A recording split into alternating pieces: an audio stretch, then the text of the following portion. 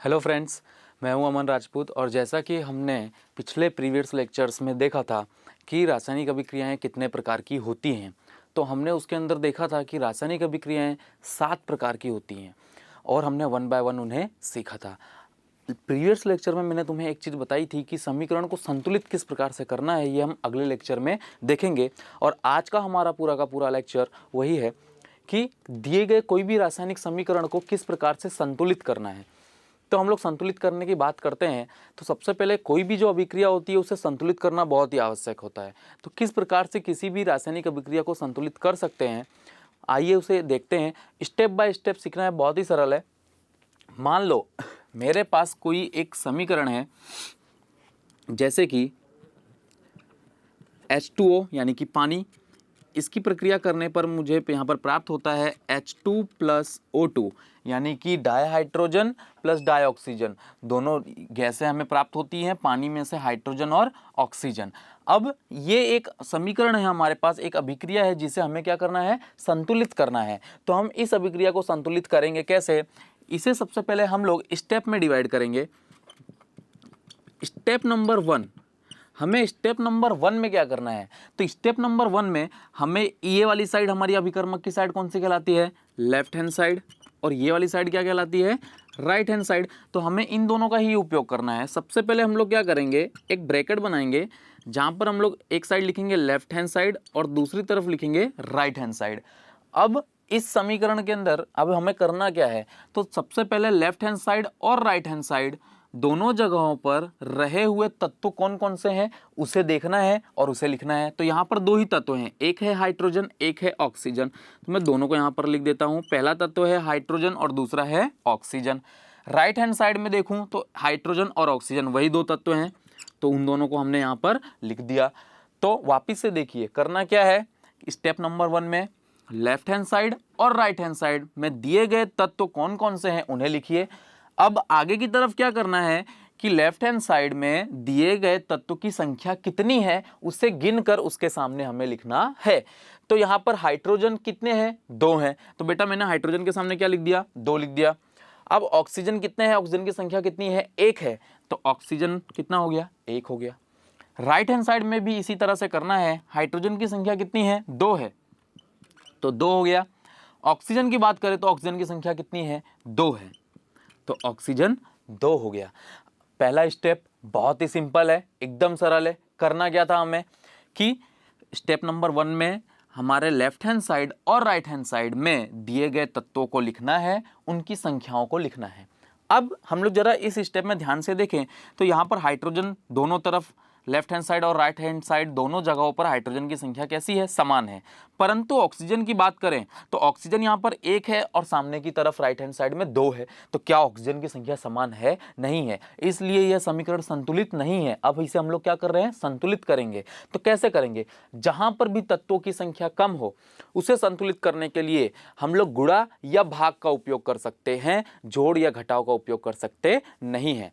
हमें जोड़ और घटाव का उपयोग नहीं करना है, सिर्फ और सिर्फ गुणा या भाग का उपयोग करके हम समीकरण को संतुलित कर सकते हैं।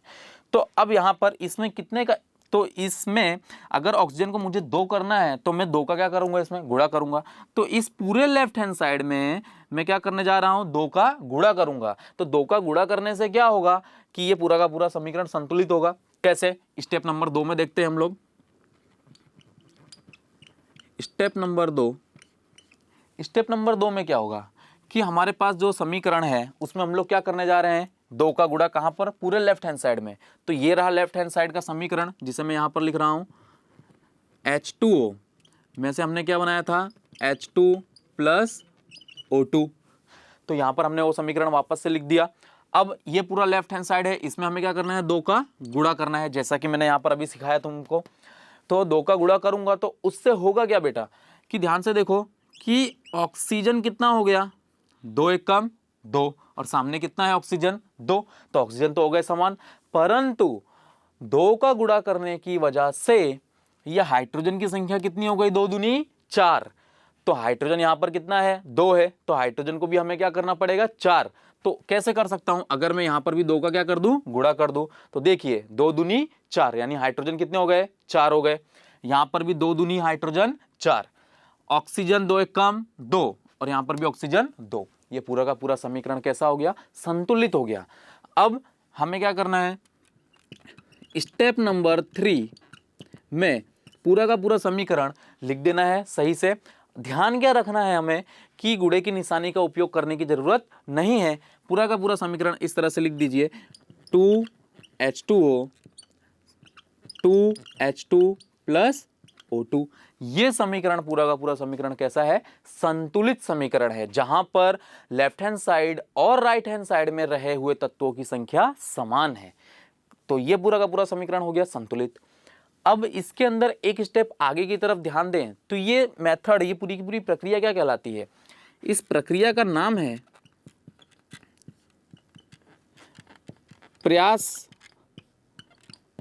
एंड निष्फल, यानी कि प्रयास और निष्फल की विधि कहा जाता है। इसे क्या कहा जाता है? प्रयास और निष्फल की विधि। अर्थात क्या है कि प्रयास यानी कि यहां पर हमने समीकरण को संतुलित करने के लिए 2 का गुणा किया, यानी ये हमने प्रयास किया। 2 का गुणा करने के बाद हमारा पूरा का पूरा समीकरण यहां पर संतुलित हो गया। तो हमने प्रयास किया और हम क्या हुए? सफल हुए। यानी प्रयास करने पर हम सफल हो जाएंगे तो हमारा समीकरण कैसा हो जाएगा? संतुलित हो गया। अगर हम लोग प्रयास कर रहे हैं और मान लो कि प्रयास करने पर हमारा समीकरण संतुलित नहीं हुआ तो हम क्या हो गए? निष्फल हो गए। तो इसमें कोई पर्टिकुलर तरीका नहीं है कि जिससे एक ही बार में कोई भी समीकरण संतुलित हो जाए।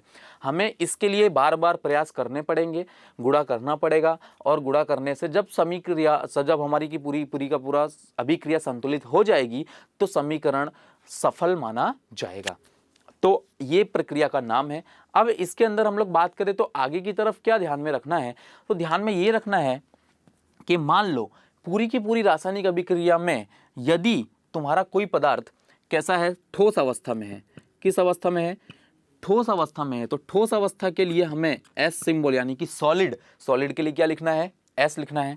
यदि मान लो कोई पदार्थ या फिर कोई भी वो द्रव अवस्था में है तो लिक्विड के लिए एल लिखेंगे। मान लो हमारे पास जलीय विलयन है, किसी भी चीज का विलयन है, सॉल्यूशन है, तो विलयन के लिए एक्वेस लिखा जाता है, इसलिए लिखेंगे ए और क्यू लिखा जाता है एक्वेस के लिए। अब हम लोग बात करें एक्वेस के बाद, जलीय विलयन के बाद, मान लो हमारे पास गैस है हमारे समीकरण में, तो गैस के लिए क्या लिखेंगे? जी से प्रदर्शित किया जाएगा, उसे जी सिंबल से। अब इन चारों चीजों के अलावा मेन 2 चीजें क्या हैं? एक और कि यदि हमारे पास अभिक्रिया के अंदर ऊर्जा मुक्त हो रही है, जैसा कि हमने पिछले लेक्चर में बात किया था, ऊर्जा मुक्त होगी तो उसके लिए तीर का निशान ऊपर की तरफ लगाते हैं। और यदि अभिक्रिया में हमें अवक्षेप प्राप्त हो रहा है तो अवक्षेप प्राप्त होगा तो तीर का निशान नीचे की तरफ लगाते हैं। तो ये इतनी बेसिक जानकारी थी कि यदि हमारे पूरे समीकरण को हमें करना क्या है? 3 स्टेप में डिवाइड करना है। Step number 1, left hand side और राइट हैंड साइड में रहे हुए तत्वों को लिखो, उनकी संख्याओं को लिखो, फिर जो संतुलित नहीं है उस पूरे साइड में 2 का मल्टीप्लाई, 3 का मल्टीप्लाई, जिसकी जरूरत है उसका गुणा करो। गुणा करने पर पूरे का पूरा समीकरण, एक तरफ क्या होगा कि एक तत्व तो संतुलित होगा लेकिन गुणा करने से दूसरे तत्व का संतुलन बिगड़ जा रहा है, इसलिए उसे भी संतुलित कर दिया। स्टेप नंबर 3 में उसे अच्छे से बिना गुणा के निशानी का यूज किए लिख देंगे। अब आगे की तरफ हम लोग बात करें कि प्रक्रिया, ये प्रक्रिया क्या कहलाती है? ये पूरी की पूरी प्रक्रिया प्रयास और निष्फल की विधि कहलाती है। अर्थात हम लोग पहले इसमें प्रयास करते हैं, सफल हो गए तो सफल और निष्फल हो गए तो निष्फल, पुनः प्रयास करेंगे। इस प्रकार से कोई भी रासायनिक समीकरण को हम संतुलित कर सकते हैं। अब आगे की तरफ बात करें तो इसमें पूरी भी समीकरण लिखने के बाद कौन सा चीज किस अवस्था में है उसका सिंबल, उसके निशानी की सहायता से उसे हम लोग क्या करेंगे? प्रदर्शित करेंगे। जैसे कि H2O पानी किस अवस्था में होता है? द्रव अवस्था में। तो द्रव को इंग्लिश में क्या कहते हैं? लिक्विड के लिए क्या लिखेंगे? L। इसलिए इस समीकरण में मैं H2O के बगल में लिखूंगा L यानी क्या हुआ? लिक्विड। अब यहां पर H2 क्या है? गैस। तो गैस के लिए हम लोग क्या लिखते हैं इंग्लिश में? गैस। तो G सिंबल क्या आ गया इसका? G, तो हमने यहां पर लिख दिया G। ऑक्सीजन भी क्या है? वायु यानी कि गैस है, तो उसके लिए भी सिंबल यानी कि चिन्ह क्या लिखेंगे? G। अब ये पूरा का पूरा समीकरण कैसा हो चुका है? संतुलित और एकदम सही। तो ये चीजें भी हमें एंड में ऐड करनी है। समीकरण है, क्या ये समीकरण संतुलित है या नहीं, पहले उसे चेक कर लेते हैं। यहां पर सिल्वर Ag की संख्या कितनी है? 1। यहां पर भी कितनी है? 1। यहां पर क्लोरीन कितना है? 1। लेकिन यहां पर क्लोरीन की संख्या कितनी है? 2। तो ये समीकरण संतुलित नहीं है, तो इसे हम लोग क्या करेंगे, संतुलित। किस तरीके से करेंगे, जैसा अभी दोस्तों मैंने तुम्हें सिखाया। सबसे पहले हम लोग स्टेप नंबर 1 का यूज करेंगे। स्टेप नंबर 1 में हम लोग क्या करेंगे, एक ब्रैकेट का यूज करेंगे जहां पर लेफ्ट हैंड साइड और दूसरी तरफ यूज करेंगे हम लोग राइट हैंड साइड। तो हमने यहाँ पर लेफ्ट हैंड साइड और राइट हैंड साइड का यूज किया। लेफ्ट हैंड साइड में रहे हुए तत्व लिखेंगे, तो यहाँ पर 2 ही तत्व हैं, पहला है Ag और दूसरा है Cl। Ag को कहते हैं सिल्वर और Cl को कहते हैं क्लोरीन। यहाँ पर भी 2 ही तत्व हैं, पहला है Ag और दूसरा है Cl। अब हम लोग क्या करेंगे कि दोनों तरफ रहे हुए तत्वों की संख्याओं को गिनेंगे। तो यहाँ पर Ag कितना है, 1 है, क्लोरीन भी कितना है, 1 है। राइट हैंड साइड में Ag की संख्या कितनी है, 1 है, क्लोरीन की संख्या कितनी है, 2 है। तो यहाँ पर हमने तत्व लिख दिए। अब लिखने के बाद हम लोग जरा ध्यान से एक चीज देखें, तो क्या यहाँ पर संतुलित है सभी तत्वों। Ag की संख्या 1 है, Ag की संख्या 1 है जो कि संतुलित है, परंतु क्लोरीन की संख्या 1 है और यहाँ पर क्लोरीन की संख्या 2 है, तो संतुलित नहीं है। तो हम लोग संतुलित करने के लिए क्या कर सकते हैं, गुणा और भाग का उपयोग कर सकते हैं। तो गुणा किस में करेंगे, क्योंकि यहाँ पर संख्या कम है, यानी कि लेफ्ट हैंड साइड में हम लोग क्या करेंगे, 2 का गुणा करेंगे। तो 2 का गुणा करेंगे पूरे लेफ्ट हैंड साइड में, तो उससे गुणा करने पर क्या होगा, उसे स्टेप नंबर 2 में लिखेंगे। स्टेप नंबर 2, स्टेप नंबर 2 में हमें क्या करना है कि हमने 2 का गुणा कहाँ किया, इस पूरे लेफ्ट हैंड साइड में, लेफ्ट हैंड साइड यानी कि AgCl। तो मैं यहाँ पर लिख रहा हूँ AgCl, जिसमें मेरे को क्या करना है, हमें 2 का गुणा करना है। तो 2 का गुणा कर दिया, सामने की तरफ Ag ऐसा है प्लस Cl2, जो कि ये रहा, पूरा का पूरा हमने देख के लिख दिया। अब लेफ्ट हैंड साइड में हमने 2 का गुणा किया, तो हुआ क्या कि क्लोरीन कितने हो गए, 2 एक कम 2, और यहां पर भी क्लोरीन कितना हो गया, 2। तो क्लोरीन की संख्या हो गई है समान, संतुलित। परंतु Ag को जरा ध्यान से देखो, Ag की संख्या भी कितनी हो गई, 2, और यहां पर Ag कितना है, 1। तो अब यहां पर सिल्वर यानी Ag का संतुलन बिगड़ गया। तो उसे भी संतुलित करने के लिए अगर मैं यहां पर 2 का गुणा कर दूं, तो अब Ag भी कितना हो गया, 2। Ag कितने हो गए, 2। तो पूरा का पूरे सभी का सभी समीकरण कैसा हो चुका है, संतुलित हो चुका है। संतुलित हो जाए तो स्टेप नंबर 3 में हम लोग पूरा का पूरा समीकरण लिख देंगे। क्या ध्यान रखना है कि गुणे की निशानी का उपयोग करना जरूरी नहीं है। तो स्टेप नंबर 3, स्टेप नंबर 3 में हम लोग पूरा का पूरा समीकरण अच्छे से लिख देंगे बिना गुणे की निशानी का उपयोग किए। ये पूरा का पूरा एक समीकरण कैसा समीकरण है, संतुलित समीकरण है। अब जैसा कि मैंने आगे की तरफ बताया था, हमने प्रयास किया और हम सफल हो गए, तो प्रयास और सफल की विधि यहाँ पर कामयाब हुई। आगे की तरफ जैसा कि लास्ट स्टेप मैंने तुम्हें समीकरण में बताया था, जब कोई भी समीकरण संतुलित हो जाए तो उसकी अवस्था लिखना जरूरी होता है। तो AgCl किस अवस्था में है, सिल्वर क्लोराइड सॉलिड अवस्था में भी पाया जाता है और लिक्विड फॉर्म में भी पाया जाता है। तो मान लो मैंने यहाँ पर लिख लिया लिक्विड यानी L, क्योंकि ये द्रव अवस्था में पाया जाता है। तो Ag कैसा है, Ag किस अवस्था में पाया जाता है, Ag है ठोस यानी कि सिल्वर, जो कि एक मेटल है यानी कि तत्व है, धातु है। तो इसलिए सॉलिड स्टेट में यानी कि ठोस अवस्था में पाया जाता है, इसलिए क्या लिख दिया, S, सॉलिड फॉर S। और क्लोरीन तो वायु है, गैस, तो गैस के लिए क्या लिखा जाता है, G।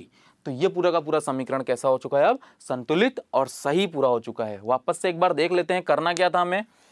स्टेप नंबर 1 में लेफ्ट हैंड साइड और राइट हैंड साइड में रहे हुए तत्वों को हमने लिखा दोनों तरफ, फिर उनकी संख्याओं को गिन के लिखा। अब जिस तरफ लेफ्ट हैंड साइड या राइट हैंड साइड जिस तरफ तत्वों की कमी थी, उस पूरे साइड में 2 का गुणा, 3 का गुणा, जिसकी जरूरत हो उतने का गुणा करेंगे। करने के बाद उसे स्टेप नंबर 2 में लिखेंगे। जैसे ही हमने लेफ्ट हैंड साइड में 2 का गुणा किया तो हुआ क्या, क्लोरीन तो संतुलित हुआ, परंतु क्लोरीन के संतुलित होने की वजह से Ag का संतुलन बिगड़ गया।